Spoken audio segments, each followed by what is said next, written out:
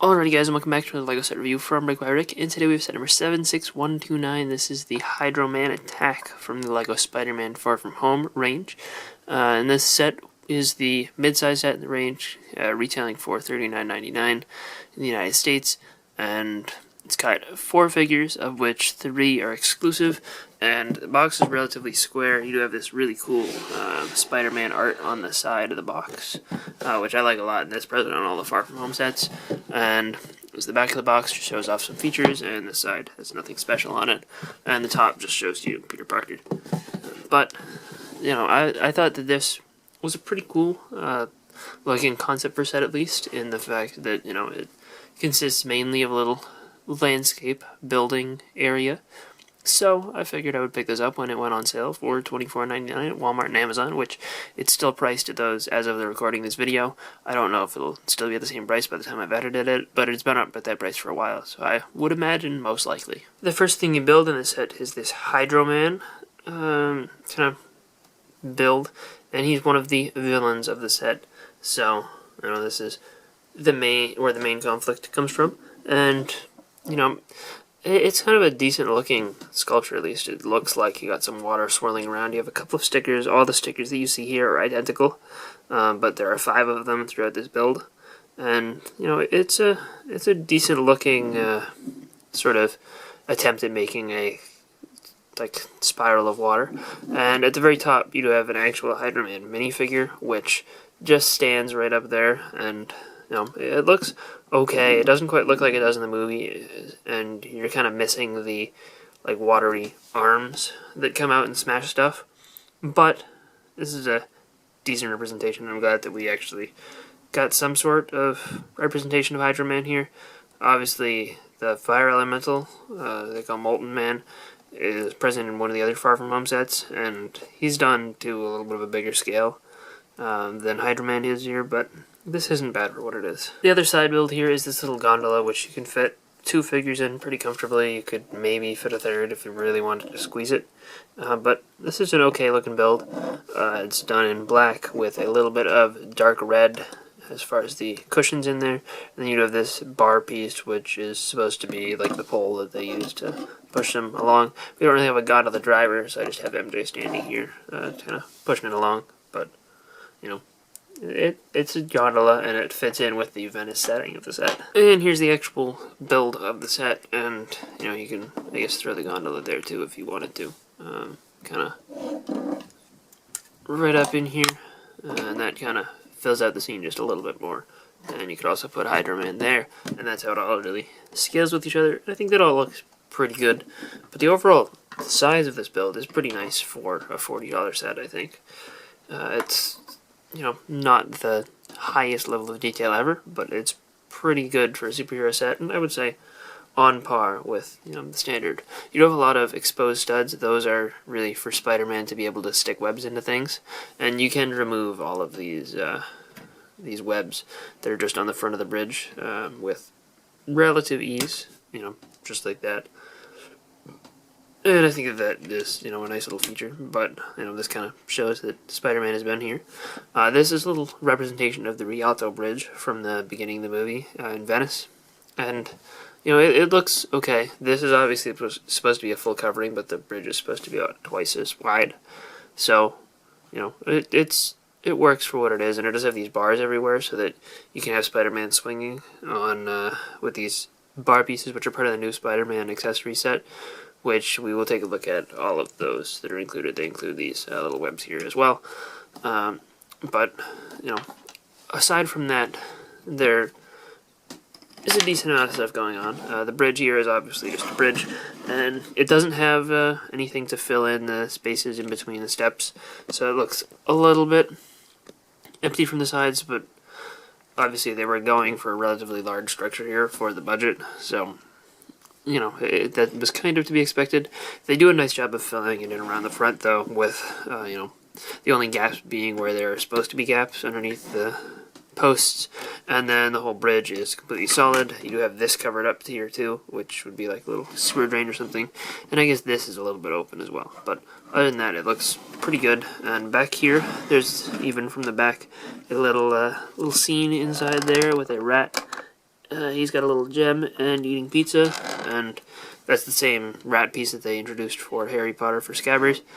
And I do like how they even have it fully filled in from the back. There's the little actuator here, which sticks out a little, but it's not an ugly color or anything. It just sticks out a little bit further than I would have liked. And the lever at the back of the bridge, when you push it in, it'll just launch the floor of the bridge up and kind of cause a little bit of an explosion. And it's got a little bit of blue in there to suggest maybe it was Hydra Man who did it. But, you know, it's a decent little feature, and it really isn't too obstructive. I think it actually looks pretty nice when, you know, that's just put back on there. You can't really tell unless you look from the sides and are able to see that little bit of slope there. But, I mean, that little bit of slope there covers more than nothing. So, you know, it's a pretty nice little built-in feature. But they do have the studs sticking out everywhere so that you can, again, have, you know, Peter grabbing on or something. Or he could be, like, you know, climbing up the wall like that. And, you know, you can do that all the way around the whole build. Again, you can see the back of the structure here. And then over on this side, you can see a platform that allows you to walk in. And then there's this little cafe or something here. And on the inside of that cafe, they have a little coffee machine. And that's the only thing going on inside there. You don't have any, like, employees or anything to work that. This up here is just a little bit of a tower. Almost looks like the bell tower that they have the whole action scene with. But, you know, you can't fit a minifigure inside there or anything. But it's built pretty well, and it uses some of these corner arch pieces that were only in the Hogwarts Great Hall and the Hogwarts Castle direct-to-consumer set and stuff like that. So it's got some nice pieces as well up there.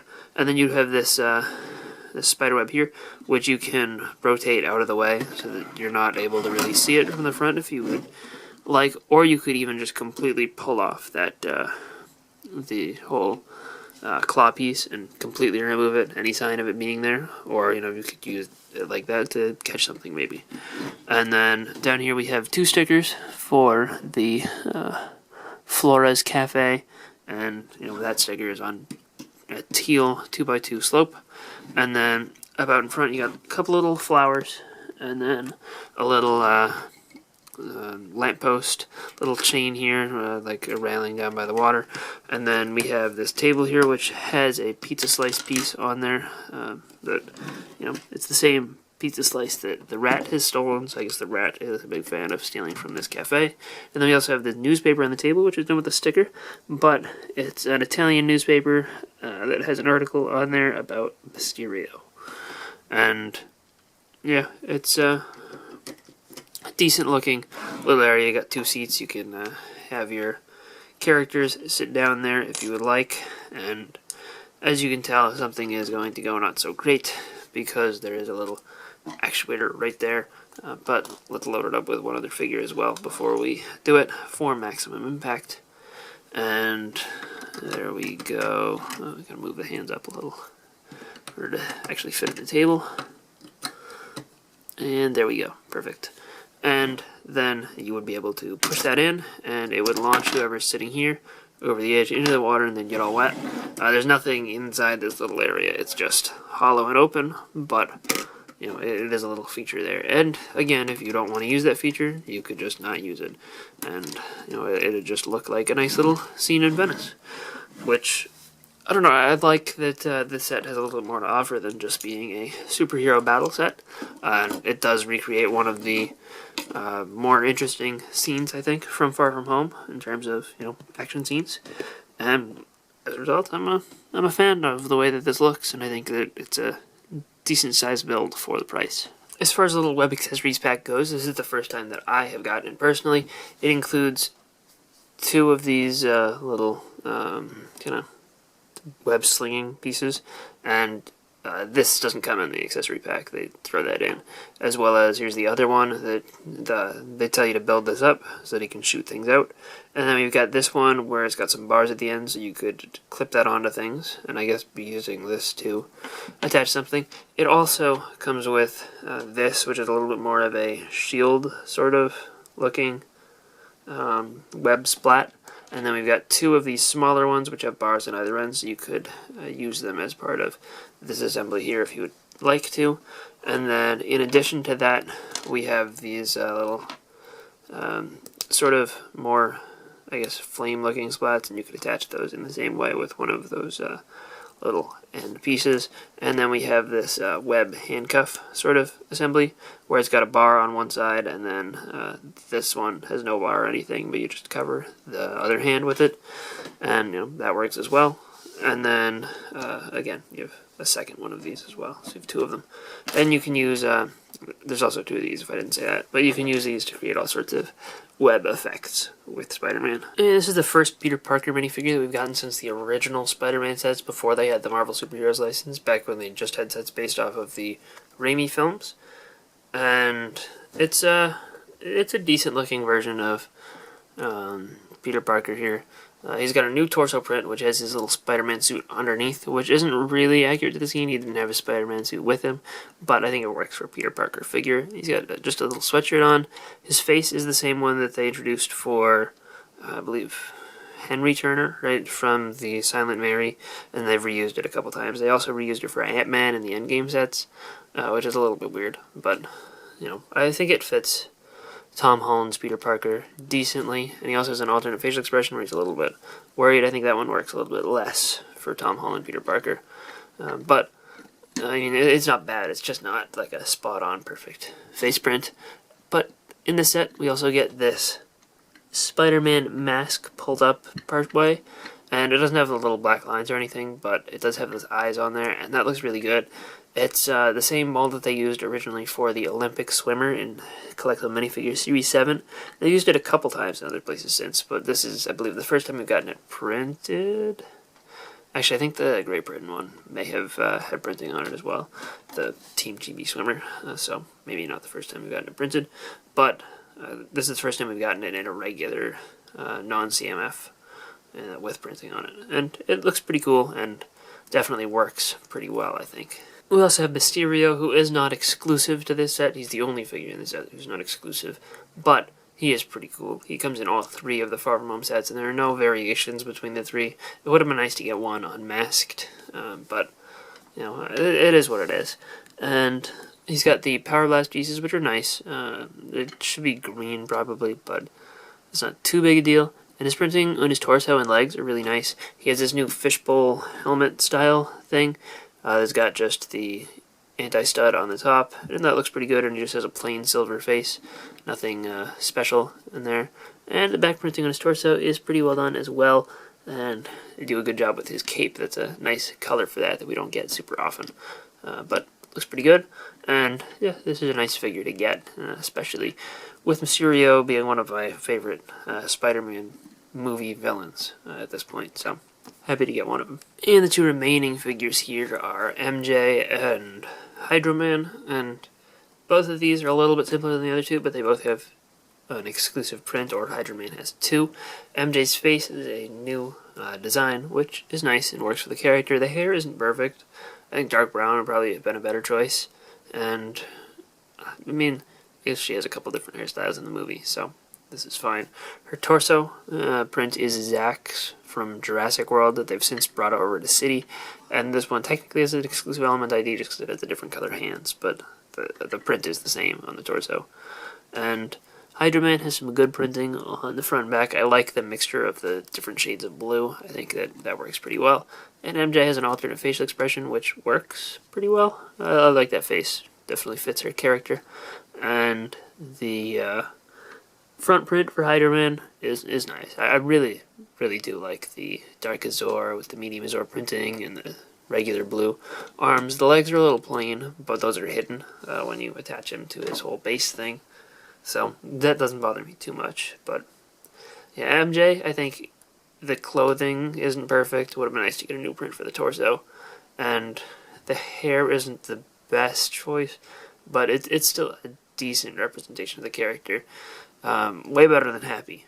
So, that's a good thing, I guess. But yeah, overall, I think that this set does a pretty decent job of, representing the Venice scenes from Far From Home. I like the figure selection. I think that it's pretty good. Peter Parker is a particular draw. And Mysterio is always nice. I think that they did a good job with his figure, though it would have been nice to get a little bit of variation between the three sets, with maybe one of them having the unmasked version. It would have been nice to get it in this set, since Peter Parker's also the unmasked one. Hydra Man is okay. I don't hate him, but especially since the price per piece is so good on this set, and I think the value is pretty good. I think that, this little build being not the best, it is fine, but the actual scene here, I think, is really good, and I do think that this is a pretty nice value at the price, especially with all the little play features riddled throughout.